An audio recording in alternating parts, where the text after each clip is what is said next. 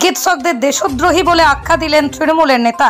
একটি পথসভা থেকে বাদুড়িয়া পঞ্চায়েত সমিতির তৃণমূলের সদস্য চন্দন মুখার্জি বসিরহাটের মৈত্র বাগানে প্রকাশ্য সভায় বক্তব্য রাখতে গিয়ে আরজি করের ডাক্তার পড়ুয়াকে নৃশংস হত্যাকাণ্ডে ডাক্তারদের কাজে যোগদান নিয়ে সুপ্রিম কোর্টের নির্দেশকে অবমাননা করেছেন, মানে দেশের সার্বভৌমত্বকে অবমাননা করেছেন, সুপ্রিম কোর্টকে অবমাননা করেছেন, মানে সংবিধানকে বিরোধিতা করেছেন, সংবিধানকে বিরোধিতা করেছেন, মানে আপনি দেশদ্রোহী ডাক্তার বলে আখ্যা দিলেন ডাক্তারদের।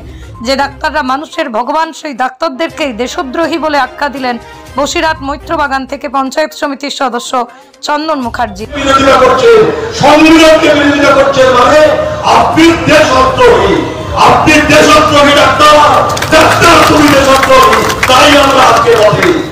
আমরা এই ডাক্তারদের দেখতে চাই না। ডাক্তারদের আন্দোলনের প্রতি আমাদের পূর্ণ সমর্থন আছে, কিন্তু যোগদান করার জন্য বিষয়টি কিভাবে দেখছেন আপনি? আপনারা জানেন গত পরশুদিন সুপ্রিম কোর্টের একটা নির্দেশ ছিল যে গতকাল 5টার মধ্যে ডাক্তারদের নিজ নিজ কাজে অংশগ্রহণ করার জন্য। ডাক্তারি একটা নোবেল প্রফেশন, তাদের একটা সামাজিক দায়বদ্ধতাও রয়ে গেছে। দেখুন, সবাই বিচার চাইছেন, তদন্ত চাইছেন, আমরাও বলছি we want justice not politics. এবং আমরা চাই ডাক্তাররা নিজ নিজ কাজে যদি তারা যোগদান করে, এবং ইতিমধ্যেই মমতা বন্দ্যোপাধ্যায় আমাদের জননেত্রী মুখ্যমন্ত্রী তিনিও ডাক্তারদের কিন্তু অ্যাপিল করেছেন। একই সঙ্গে সুপ্রিম কোর্টের নির্দেশ এবং রাজ্য সরকারের মুখ্যমন্ত্রীর আবেদন, আপনারা নিজ নিজ কাজে অংশগ্রহণ করুন। এবং আমি যেটা আপনি বলছেন, আমার মনে হয় ডাক্তারদেরও এবার কিন্তু কাজে অংশগ্রহণ করা উচিত, কারণ রাজ্য স্বাস্থ্য ব্যবস্থা, স্বাস্থ্যসাথী সহ মমতা বন্দ্যোপাধ্যায় অনেক গুরুত্বপূর্ণ ইতিবাচক পদক্ষেপ নিয়েছেন, কিন্তু গত কয়েকদিনে এই আরজি কর কাণ্ডকে কেন্দ্র করে স্বাস্থ্য ব্যবস্থায় এই ডাক্তারদের আন্দোলন অনেকটা নৈরাজ্য সৃষ্টি করেছে। সাধারণ মানুষ চিকিৎসা পরিষেবা পাচ্ছেন না।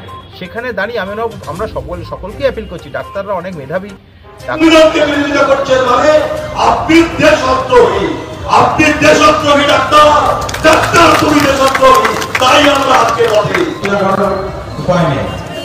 যেখানেই অন্যায় সেখানেই প্রতিবাদ, প্রতিবাদের একটা মুখ হয়ে গেছে ভাস্কর মিত্র। সেই ভাস্কর মিত্র আছে আমাদের মধ্যে অত্যন্ত সুবক্তা চন্দন মুখার্জি মহাশয় এসে উপস্থিত হয়েছেন। উনি বাদুড়িয়া পঞ্চায়েত সমিতির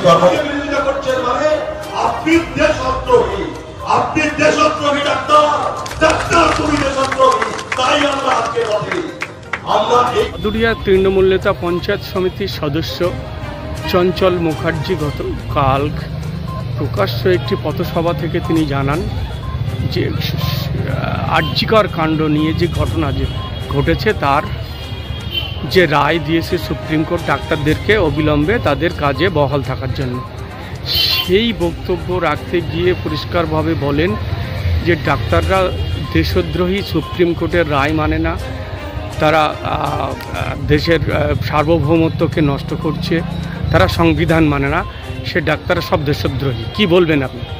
আমি একটা কথাই বলবো, যিনি বলেছেন এই কথা তিনি বা তাঁর নেত্রী বা তার দল সবার আগে দেশদ্রোহী এই কারণে হাইকোর্টের প্রচুর অর্ডার, কোড অফ কন্ডেমের আর অভিযোগে অভিযুক্ত সবচেয়ে বেশি তৃণমূল দল এবং ওর নেত্রী এবং ওদের কর্মী কার্যকর্তারা। কারণ আজকে প্রচুর অর্ডার এরা মানছে না, সুপ্রিম কোর্টের অর্ডার, হাইকোর্টের অর্ডার। সবচেয়ে বেশি কোড অফ কন্ডাক্টের জন্য অভিযুক্ত বা দুষ্ট হচ্ছে আমাদের তৃণমূল সরকার আর এদের যে নেত্রী সে মমতা ব্যানার্জি। অতএব এদের নেত্রী যেমন হবে তাদের নেতা কর্মীরাও সেই ধরনেরই হবে, এতে অস্বাভাবিকতা কিছু নেই।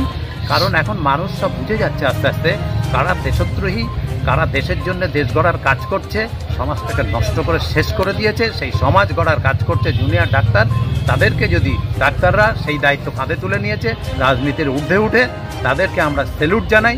তাদেরকে যারা দেশদ্রোহী বলে আমার দৃষ্টিতে তারাই সবার আগে দেশদ্রোহী। কি নাম আপনার? তাপস ঘোষ, বসিরহাট জেলা বিজেপির সভাপতি।